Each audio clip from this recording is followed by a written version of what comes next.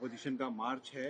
Election commission का कहना है कि 30 लीडर तक आ सकते हैं, लेकिन अभी तक कोई जवाब नहीं आया है ऑपोजिशन की तरफ से कि कौन आ रहा है कौन नहीं आ रहा है। और दूसरा, दिल्ली पुलिस ने कहा है कि अभी तक कोई परमिशन नहीं मांगी है।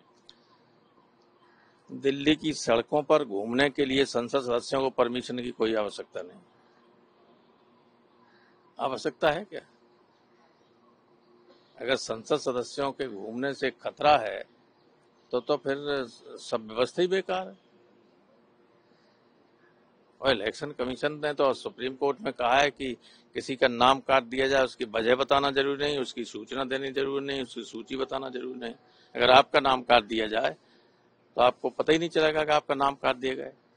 हमेशा पहले हुआ करता था, 20 साल तक यही रहा, 50 साल तक, कि जब मतदाता सूची प्रकाशित अंतिम होती थी तो उसमें हमेशा एक सूची, मतदाता सूची, फिर अपमार्जन सूची माने डिलीटेड लिस्ट, परिवर्धन सूची माने जो बड़े हैं उनकी सूची, और संशोधन माने जिनके नाम वगैरह में संशोधन हुआ।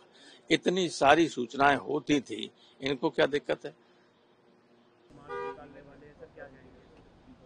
देखिए, जब सरकार गूंगी बहरी हो जाती है और आम जनता की आवाज़ सुनना बंद कर देती है, यहाँ तक कि सदन के अंदर सांसदों की आवाज़ को भी सुनना बंद कर देती है, तो मजबूरी हो जाती है कि हम जनता को बताने के लिए मार्च का आयोजन करें।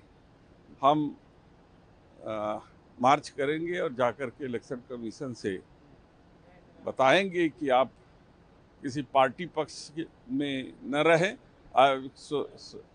जो है कि स्वशासी संस्था है, और अपने आचरण को उसी तरीके से रखें। जो इलेक्शन कमीशन है वो राहुल गांधी से दरखास्त कर रहा है कि आप रिटर्न में अपनी ओट दीजिए, तो उसके बाद ही कर पाएंगे हम। वो सब दिया हुआ है, हम लोग 18,000 एफिडेविट के साथ जमा किया है, उस पर इलेक्शन कमीशन कुछ नहीं बोला है। तो ऐसी परिस्थिति में इलेक्शन कमीशन केवल सरकार की भाषा बोल रही है, जो इस लोकतंत्र में बहुत दुर्भाग्यपूर्ण है।